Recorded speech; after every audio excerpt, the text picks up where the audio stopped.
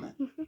Kızım, şimdi bugün bizim dersimiz tarika üzerine. Tariki Nakşibendi mi bugünkü? Tariki Belamendi mi? Tariki Şeytanmendi mi? Tariki Nakşibendi mi? Adıyaman'dan tutun Cübbeli, Kubbeli, Küppeli, Ahmet'e kadar bunlar Tariki Nakşibendi'yi, Sadat-ı Nakşibendi'yi temsil edemezler. Mevlana Halid, şimdi biz ilkelere gelelim. Temel tiştek ve tariki da temelu büngehu prensibi.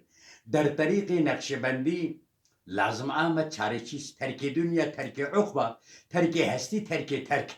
Yani dünyayı terk, zineti mal mülki terk, cenneti de terk. Yani ben amel ediyorum Allah beni cennete alsın, o da terk. Varlığını terk, fanifullah olacaksın. Neden terk ettim, terk de.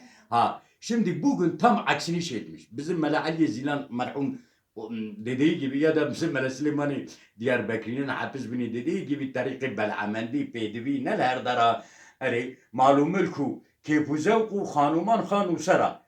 O da güzel yapmıştır ama ben Farsçasını bugünkü tam tersine Mele Ali Zilan'ın elime geçerse benim kendim de ben şerif fazlattım. Terk-i dünya cem'i dünyadır.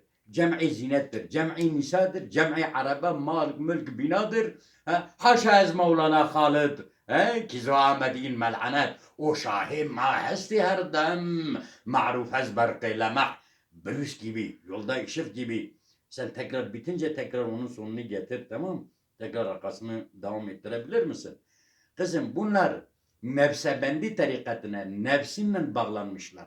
Bunlar Sadat-ı Nakşibendi temsil etmezler. Bunlar zalimin yanında. Kur'an ne diyor? وَلَا تَرْكَنُوا لَلَّذِينَ زَلَمُوا فَتَمَسَكُمُ النَّارِ Zalimlerin yanında yer almayın. Cehennem ateşi sizi yakmasın.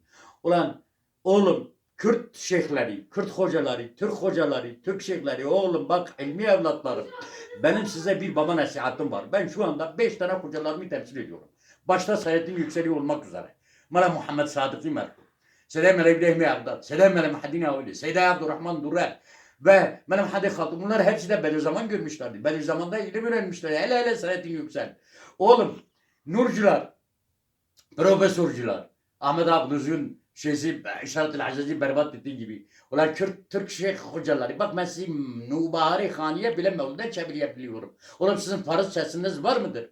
Oğlum şahsiyetli olun. İmam-ı Malik diyor el ilmu yuzaru ve la yazuru. İlim ziyaret edilecek. Kimse ziyaretine gitmeyecek. Ulan oğlum size ne olmuş sandık başına çıkıp da efendim